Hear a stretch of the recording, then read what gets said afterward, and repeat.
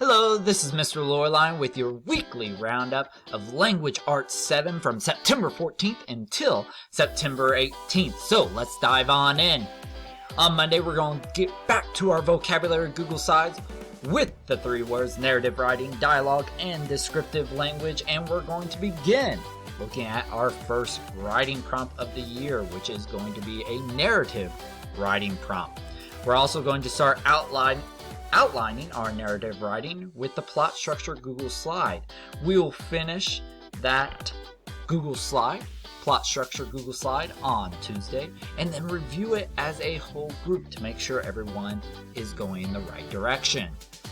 Then on Wednesday and Thursday, we're going to have 2 different activities. In both activities, we're going to be working on descriptive writing. And then on Friday, we're going to have a little mini lesson on dialogue and then begin writing our exposition of the narrative writing. So that is our weekly roundup of what's going on in Language Arts 7.